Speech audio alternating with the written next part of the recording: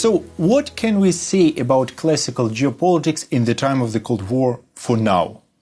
On the one hand, classical geopolitics continued to be a very practical theory. It continued to develop by government officials more than by scholars, something that traditional geopolitics was criticized for. The other thing that we can say is that classical geopolitics became extremely close to the realist approach, to one of the two mainstream approaches to international relations. It became so close to realism that for us it is very important to distinguish these two theories, these two approaches to international relations.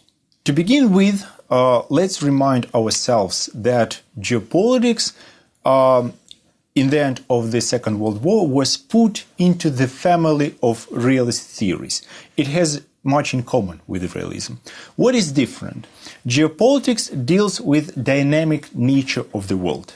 Geography obviously remains the same, but the attitude to this geography changes. New trade routes appear, new lines of communication, new resources important to the countries, new patterns of security, new technologies that change the global understanding of the secure place, and so on. And the second very important difference is that geopolitics is interdisciplinary.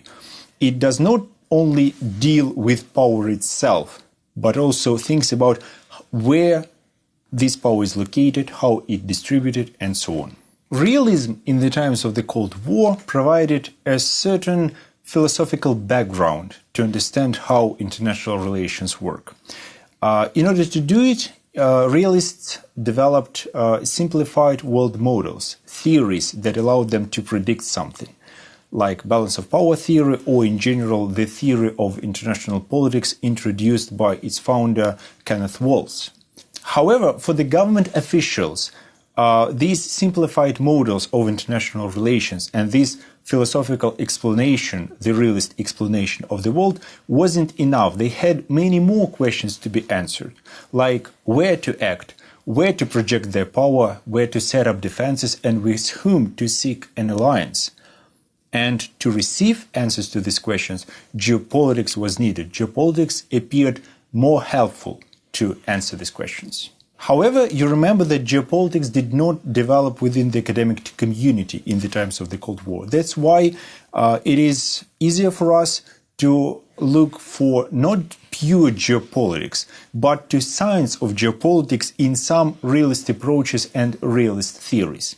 The first example was introduced in the end of the previous lecture. Nicholas Spykman and Hans Morgenthau, who considered to be realists, but they contributed a lot to development of these geopolitical approaches within the realist approaches. Especially, it was about Nicholas Spykman. In the times of the Cold War, a new generation of scholars appeared who tried to use these geopolitical ideas within their realist theories. One of them was Steve Walt, who developed a balance of threat theory in order to show that international behavior is determined not only by power, but by threat as well.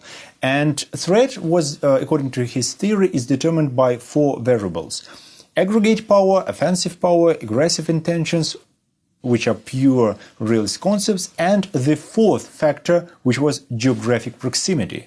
Proximity or distance became one of the variables in his balance of threat theory, which meant the contribution of geopolitics to the realist explanation of the world.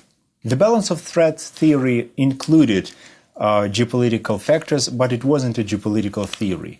It was much more concentrated on power patterns, and that's why it was a realist one. First of all, distance is not enough to view the world geopolitically. There are, in geopolitics, there are much more factors, geographic factors.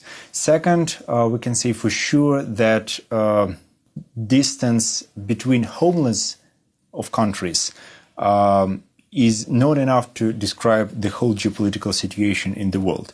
It became part of international relations during the times of the Cold War because of the new technologies appeared that allowed even distant states to threaten each other. But at the same time, according to geopolitics, there were many other places that were considered by the great powers and that great powers tried to protect. Supply of raw materials from distant countries also mattered. Balance of threat was a very good but still realist theory. It couldn't be called geopolitical because, on the one hand, distance seems not enough to describe the whole geopolitical situation. Distance alone is a weak geographic variable. There are much more such variables. Second, distance between homelands is not the only source of security and survival. For example, there are some other factors like supply of raw materials from distant countries, protection of important choke points, linchpin states, and so on, which is not necessarily a threat to your homeland. That's why balance of threat is still a realist theory, but the one that used certain geopolitical factors. Another realist theory where we can find geopolitical factors is security dilemma, developed by another American political scientist, Robert Jervis. According to security dilemma theory, states would inevitably strengthen themselves in order to ensure their security because they would always be afraid of the other states to be strengthened and to threaten them. Which is a purely realist theory, but with one very important geopolitical addendum made by Robert Jervis. According to him, with the distance, perception of threat may become lower. A state would care less about its security if there is a long distance between it. The security dilemma is faced by all states, according to Robert Jervis. However, geopolitics may matter here, meaning that if sufficient natural defensive barriers exist, then the security dilemma is less intense. Barriers like mountains, rivers, and so on. Here is another example of the realist theory where certain geopolitical factors may play a certain role. So, to conclude, realism has strong theories of international relations, of international politics, to explain how states act or should act under certain conditions.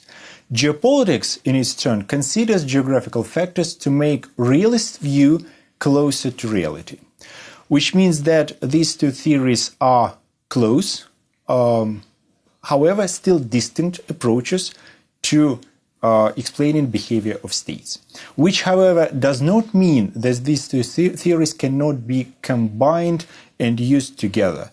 They can coexist, they can both be taken by scholars or government officials to describe the world, to make certain decisions, but we should not mix these theories. Combine but not mix. Geopolitics is a distinct approach, and we have just described the difference between realism and geopolitics.